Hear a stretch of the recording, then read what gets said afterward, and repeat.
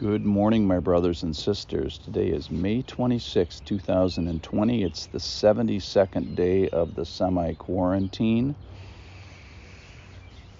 And I'd like to tell you a real-time observation. So Mel Gibson is making a movie about the resurrection. So he made one a couple years ago about the crucifixion, and there's lots of information about the crucifixion.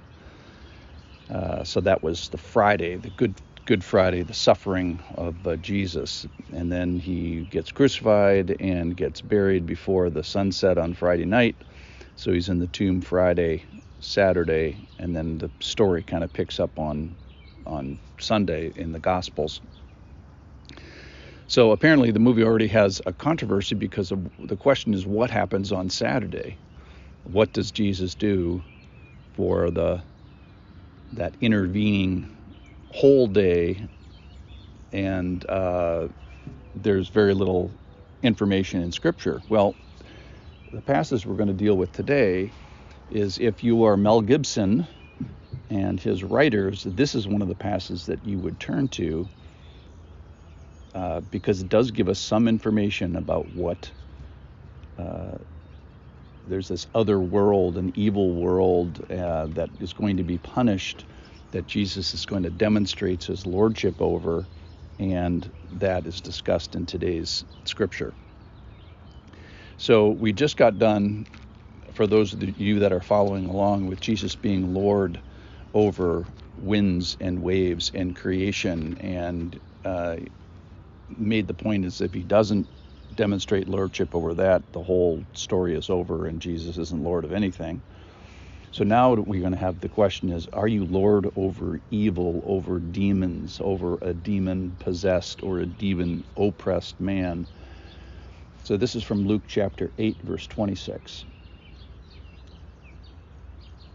So they sail to the country of the Gerasenes, which is opposite Galilee. So they sail across the Sea of Galilee. Apparently the disciples are not afraid to get in a boat anymore. And they go to a Gentile area, the Gerasenes. So Jesus has compassion and ministry to the Gentiles, even though the tremendous percentage of his ministry was to the Jews first, and he left the Gentile ministry a lot to Paul and people that were after him. Okay, so they sailed to the country of the Gerasenes, which is opposite Galilee. When Jesus had stepped out on land, there met him a man from the city who had demons, plural, demons, for a long time. Listen to this poor man's plight.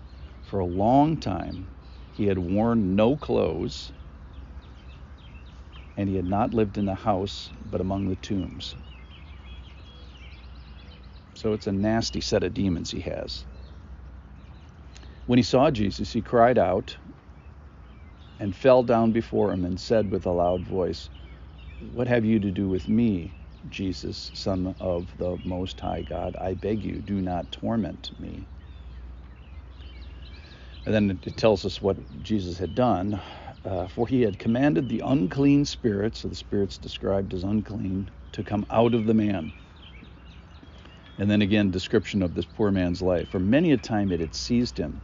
He was kept under guard and bound with chains and shackles.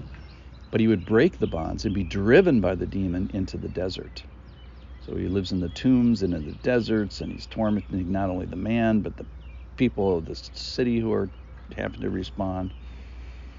Jesus then asked him, "What is your name?" And he said, "Legion," for many demons had entered him. They ganged up on the poor guy. And then this part struck my ear today. And they begged him not to command them, the many demons, to depart into the abyss. Now a large herd of pigs was feeding on the hillside, and they begged him. Again, the demons are begging Jesus, submitting to Jesus, "Let them enter these." So he gave permission. And then the demons came out of the man, entered the pigs, and the herd rushed down the steep bank into the lake and were drowned. So I'd like to focus just a thought today on this abyss. And we'll get back to the demons. First of all, they asked Jesus, don't command them to depart into the abyss. So they actually asked Jesus, they said, don't give us justice. We don't want justice. Justice would be sending us to the abyss. Don't do that. Give us mercy. Do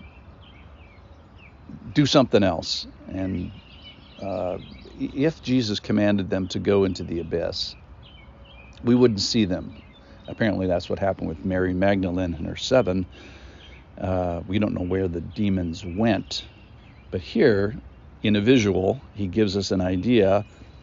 Mark tells us there's 2,000 pigs. He goes into the pigs. The whole herd rushes into the lake. So we find demons. They're described as unclean. They're willful. They're perfectly willing to torment this poor man, make him run around naked in the desert or among the tombs. They're powerful in the sense they can break the chains. Verse 29 says, many times they had seized him, but when he meets Jesus, or they meet Jesus, there's no match. It's not even a fair fight. They beg him, don't torment me. Yet the irony of this is that they were perfectly willing to possess this man and oppress this man, verse 36, many times seize him, verse 29, gang up on him with legions. So exactly what they have not been doing. So, it's just so ironic that these demons ask Jesus, don't give us justice. So tomorrow when we meet again, we'll find out that God has this place already prepared for them. This is no surprise to God. So we're going to confront evil for a couple of days here. We'll look closely at the man and finish with these demons and then get to their responses. I bless you. We'll talk about this again.